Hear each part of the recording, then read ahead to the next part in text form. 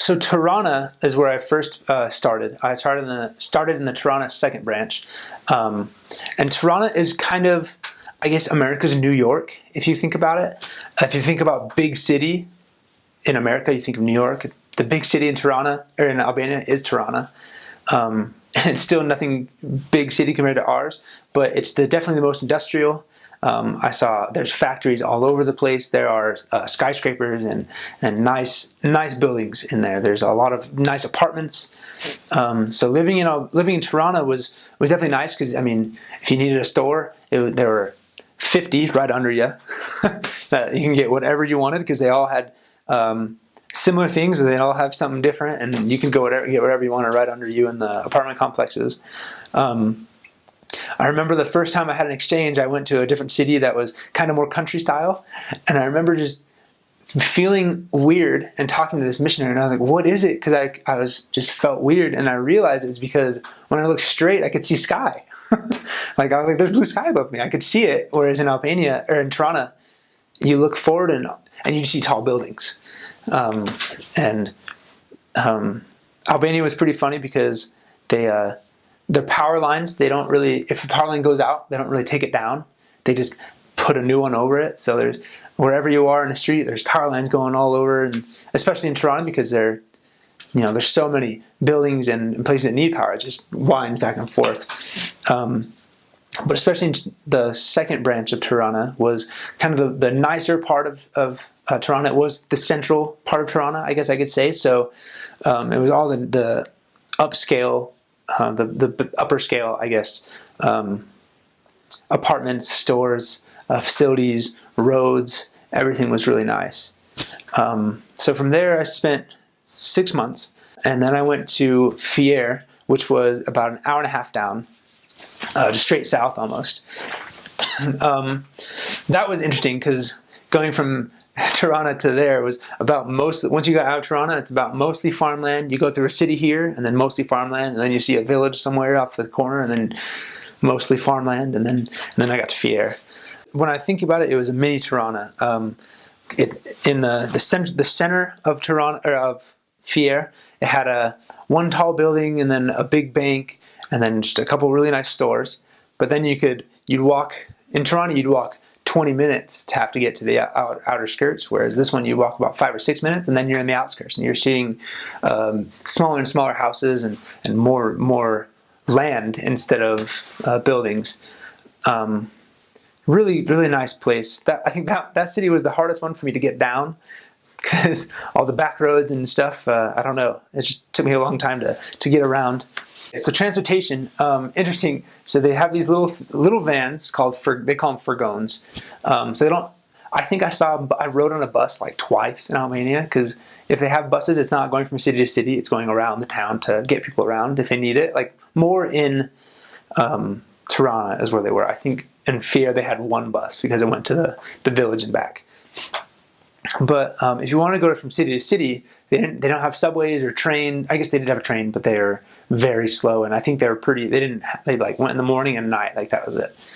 So Furgon, it's just a van. It's the big like 12 passenger van that they would like take the back seat out. So if people had luggage, they would just shove stuff in there. And so I guess they could fit 9 people in there, but they'd squeeze about 20. They'd squeeze about 20 people, and I just remember like perfect stranger, and you're just right next to each other, and it wasn't weird to them. That's just what happened. So the first time I did it, I felt a little awkward and weird, and then I realized they felt perfectly normal. So I was like, okay, I can relax.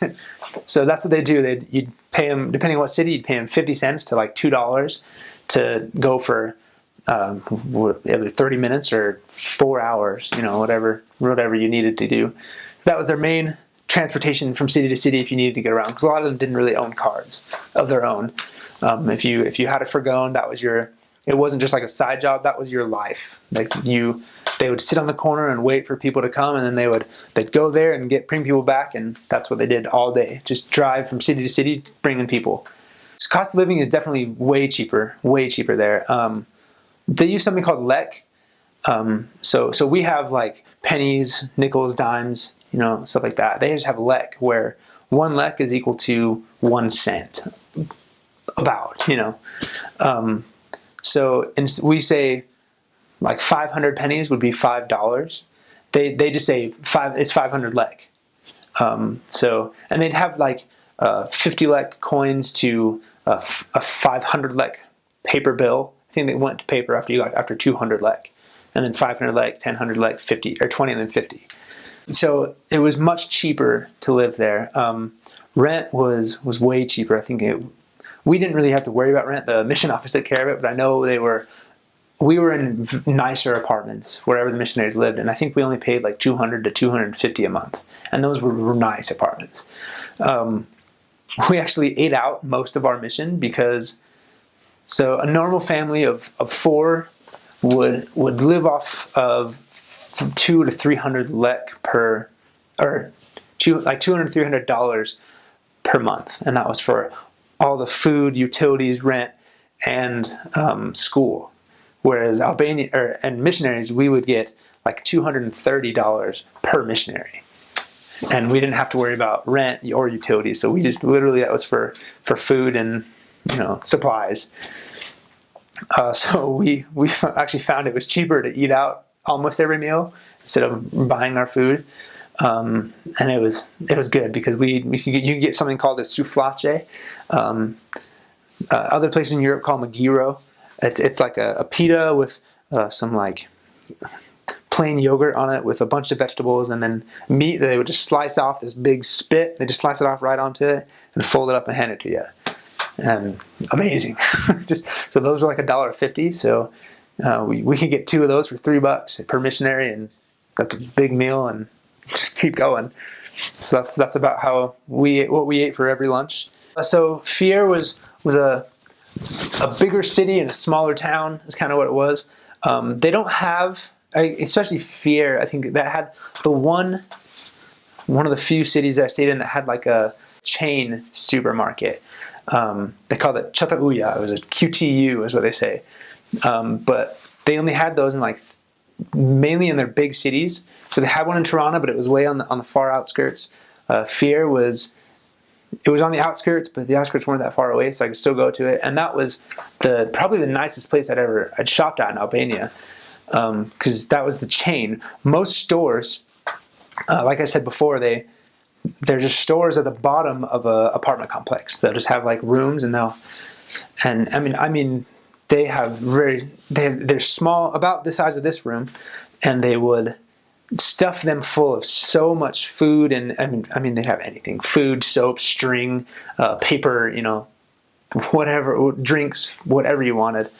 And they would stuff it full so you could just run down from your apartment, like right around the corner, get it.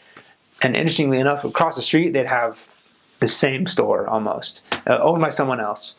But people wouldn't go to this one because that was across the street, and they'd just go to that one. So they didn't have chains, but people would own their own stores, but they had about the same stuff and maybe a couple things different, but mostly just stuffed, crammed full of everything you'd think of. So people didn't need to go to this big QTU because they could probably find it cheaper for right underneath them. So that was kind of how shopping went. So then from Fier I went to Elbasan. I had an awesome companion there, a couple companions, and then I trained there. Training was fun because I didn't have anyone to lean on. I was the leaning block, I guess. So I really had to learn the city a lot more myself because, like I said, it was hard to in Fier, it was hard to get to know where I was. Elbasan, that was the most country place I'd been in. There weren't big stores. There weren't big like skyscrapers. It was one or maybe 2-story houses all the way around. All you could see just long roads with houses on them, and I think I had a lot of fun in that city because I was training. Because I learned the city really well because you didn't go to one apartment complex and have to track the whole thing. You just tracked door to door and go down the street. And so we'd end up walking 5 miles out without knowing it and have to walk 5 miles back. But that was really fun in Elbasan. Interesting about Elbasan, in the middle of their city, it's this big outer castle wall. So it was an old castle from way back, like 1300s or something. And it actually, I don't know if they knocked it down or people during communism did, but the interior of the castle was basically gutted out. So you'd go into this castle, it had this big, beautiful artwork. You'd walk in, and then you'd see the same houses that you saw outside, just lining inside the castle. It was actually this beautiful castle wall, and then there's just normal houses. It was just super funny contrast. And in Albania, what you do for fun at night is to, and I saw this most in Elbasan because it was a smaller city. You'd go to the main square and you just walk. They would actually block these big roads off, this big section of the road, and then they'd walk up and down it with their friends. They didn't buy very much. They didn't go to stores or movies. They would just walk up and down and talk to family and friends, and because you'd probably see everyone in the city there. So I really saw that most in Elbasan because I think that was the biggest, most extravagant road. It was right outside the big castle wall, and it was just super long. I mean, I'm talking 20 yards like wide and like a couple thousand yards long. It was just, people would just walk up and down it. And it was, so that was Elbasan. That was life in Elbasan. We'd track during the day, up and down these roads, and then at night you'd go and try and street contact on this road because everybody in the city is there. If you try and go tracking at night, if they're there, if they're home, it's probably because they're sick and they don't want to talk to you. If there's any type of health, they are on that street, walking up and down, having a blast. They would just love it. And it didn't make sense to me because I'm like, you're walking down the same road. But everyone I saw, they were smiling and enjoying their time. So that was Elbasan. That was life in Elbasan.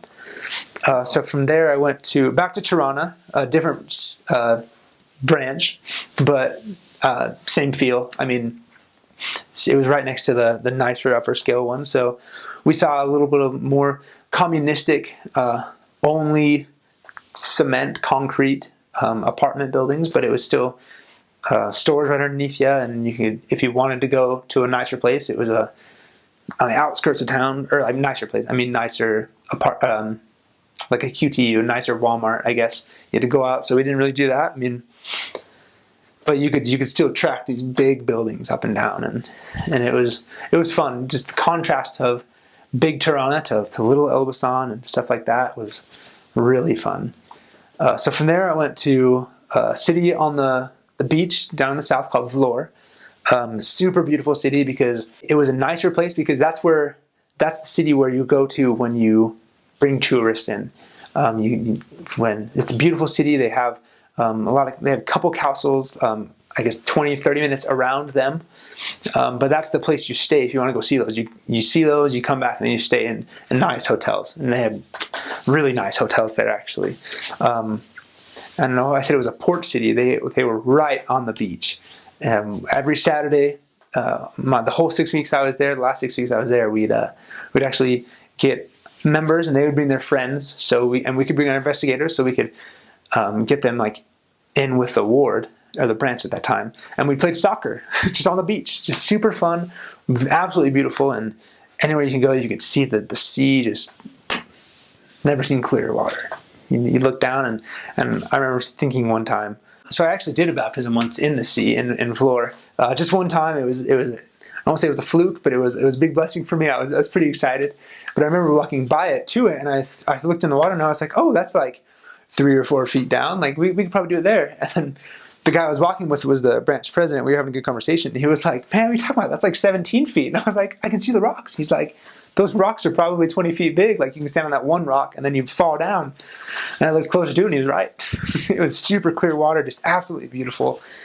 This was one of the cleaner cities, super clean, super beautiful. Everyone was nice, and just loved all my time in Albania. People ask me favorite cities, and I have to talk about my favorite experiences because the cities themselves were all just so much fun. Loved every minute of it. Elbasan. So Elbasan, as far as like scenery, is the exact opposite of Vlor. It's like tucked away in the mountains. But so if you love the mountains and everything, you're gonna Elbasan was a really good city. It's a little more compact as far as like the actual city goes. It spreads out a little bit as far as the villages around it go.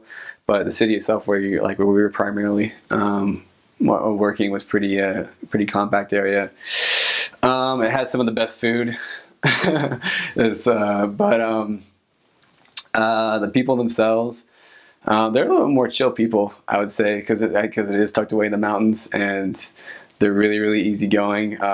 It's one of the few places that has like an actual church building that's made. It's kind of like off to the side of Elbasan, and it was a good little walk to get there. And they used to have like a little shuttle bus to get the members to the church building, but that was my last area as well. So I served there twice, and they took away the shuttle, what they call them, furgon, and they took away the furgon, and so the members had to walk. And it was just really cool to see the sacrifice of the members being able to make that walk. We were afraid that once they took that away, the church, the amount who would go in the sacrament meeting was going to go down, and we were like, oh no, we have to work all this up. But it actually kind of went up, and so it was kind of cool to see that little sacrifice. And so in Elbasan, for sure, I remember this one because everybody will always tell you, if you're sitting, in the middle of the city, there's a giant castle, and there's a boulevard, kind of I was talking about earlier, but you would have, it was kind of around the winter time that like winds would come through, and like it would just channel right through that boulevard. So you'd be sitting out there, out street contacting, talking to people, and this huge windstorm would go, and so making sure that you have a good jacket if you serve in that city and anywhere up north, and really getting used to like kind of like windy, really, really windy conditions, especially during like the winter months is when it came. I remember that specifically because it was one really, really cold day and the wind just kept blowing and blowing and blowing. But the city itself is pretty boxed out, pretty easy going. They have a nice park in the middle, so it's always good to go. Like people always chilling out on a bench or something like that, so you can just walk up to them and just go try to talk to them. And Albanians themselves are really, really friendly people. So like you can just like go talk to people and they'll just talk your ear off from that point. So you kind of have to learn how to control that. But yeah, that's about it for that. Members are great. Members are great everywhere, but I was just, in fact, some of them go to BYU Idaho, and they were just in town this last weekend, so we were able to hang out. It's good to catch up with them and see how they're doing. And common industries to work in, locales, little bars. Yeah, you have, when you get, one of the things I was amazed about was the amount of like, they're like little bars. So kind of like how in Utah right now we have like Swig and Sodalicious. It's like their version of that. They don't do like flavored drinks obviously, but they'll do like where people go drink coffee or they have like a little soda or something like that. And these things are everywhere. And that was probably the thing that kind of like, I was like, wow, there's quite a few of these. And the flea markets, the Tregs, those were really, really cool. I was kind of watching this show the other day, and someone was at like a little, it was kind of like a farmer's market, and it kind of reminded me of like all like the opportunity to be able to go out there and be like, okay, I want like all these carrots or these potatoes, and they were just right from the farm.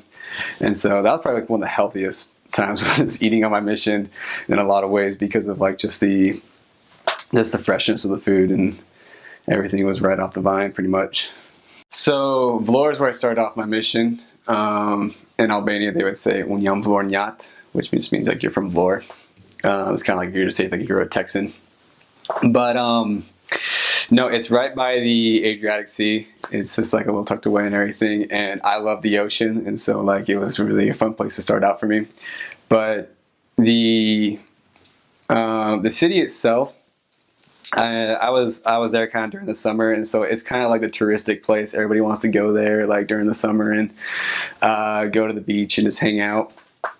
So in like a lot of ways, like it would be a party town. Like during the summer, you'd have like a lot of music playing at night, and people. The coolest thing about it is so Albanians, they have like this tradition where they like to walk up and down like the main road. They call it a giro. And like it's their pastime. They just walk up and down this road with their friends and all that stuff. And the cool thing about that was, for missionaries, a great opportunity to go out and just go talk to people, because they're all out on the street. But also you got to meet a lot of people from different countries. I talked to a couple from Ireland one time, whose best friend was a branch president up in Ireland, and we actually had a pretty good discussion about that. But it was just the opportunity to meet people like that. I remember specifically the first night I was there, we were going to go talk to this family that was a member, and the Mustafarais, and it was raining. and we're walking down. It was like this. It's a very historic road, and it's just made out of white stone. And we like walked back to this alley through this road, and I remember as I'm walking through the rain at night, I hear like the Muslim call, because there's like the mosque that was like really close by, and every building's made out of concrete, so that sound was just like bouncing off everything. And I remember thinking to myself like, yep, I'm in Europe. This is Europe. This is everything like I saw in the movies and everything. But as far as itself, I mean, it's a pretty lively city. It's one of the bigger cities. Yeah, people always out on this side and everything. They have like a main boulevard that goes up the middle. I think if you look up Vlor on like Google Images, you'll see they'll pull up like the main boulevard. Every city has a boulevard, but they have like a big roundabout in the middle, and that's where we lived by. So the church itself is like right in like the middle of the city, and everybody knows where it's at. It's right next to like pretty good landmarks and everything. And yeah, the people themselves, they're I remember the Vlorniats. They were some fun people. The language out down there is the more south you go in Albania, the cleaner the language is going to be, and the more north, the dirtier it's going to be, as far as like dialect goes. And so Albanians, in the Vlor, they speak really fast, and they speak really clean. So basically, what you learn in the MTC is what you're going to get there.